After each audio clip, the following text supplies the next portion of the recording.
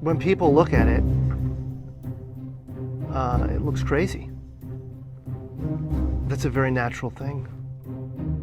Sometimes when we look at it, it looks crazy.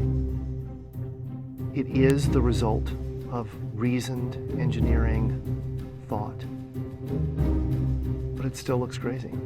From the top of the atmosphere down to the surface, it takes us 7 minutes.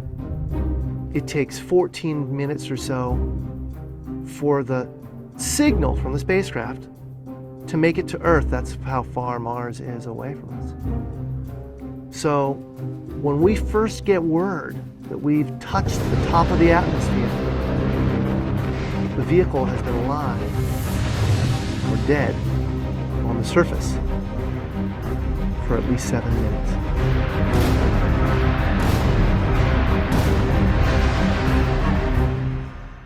Entry, descent, and landing, also known as EDL, is referred to as the 7 minutes of terror because we've got literally 7 minutes to get from the top of the atmosphere to the surface of Mars, going from 13,000 miles an hour to 0 in perfect sequence, perfect choreography, perfect timing, and the computer has to do it all by itself with no help from the ground. If any one thing doesn't work just right, it's game over.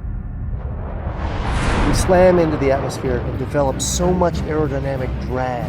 Our heat shield, it heats up and it glows like the surface of the sun.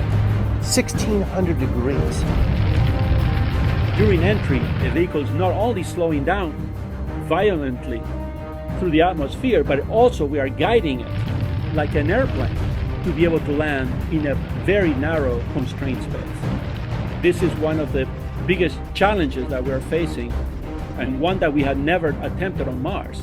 Mars is actually really hard to slow down because it has just enough atmosphere that you have to deal with it. Otherwise, it will destroy your spacecraft. On the other hand, it doesn't have enough atmosphere to finish the job.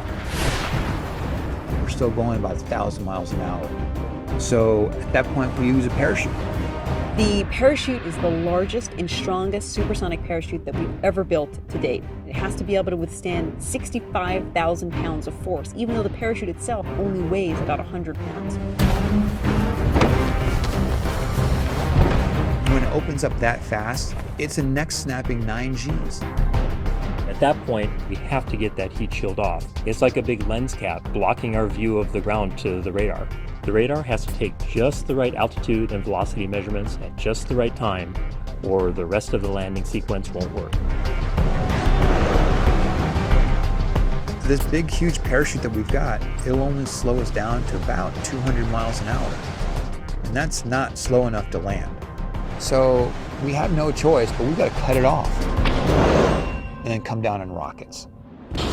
Once we turn those rocket motors on, if we don't do something, we're just going to smack right back into the parachute. So the first thing we do is make this really radical divert maneuver. We fly off to the side.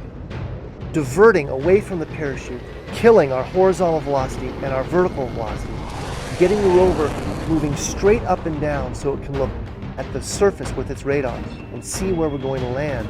And we head straight down to the bottom of a crater, right beside a 6-kilometer high mountain. We can't get those rocket engines too close to the ground, because if we were to descend propulsively with our engines all the way to the ground, we would essentially create this massive dust cloud. That dust cloud could then go and land on the rover. It could damage mechanisms and it could damage instruments. So the way we solve that problem is by using the sky crane maneuver. 20 meters above the surface, we have to lower the rover below us on a tether that's 21 feet long, and then gently deposit it on its wheels on the surface. As the rover touches down and is now on the ground, the descent stage is in a collision course with the rover. We must cut the bridle immediately and fly the descent stage to a safe distance from the rover.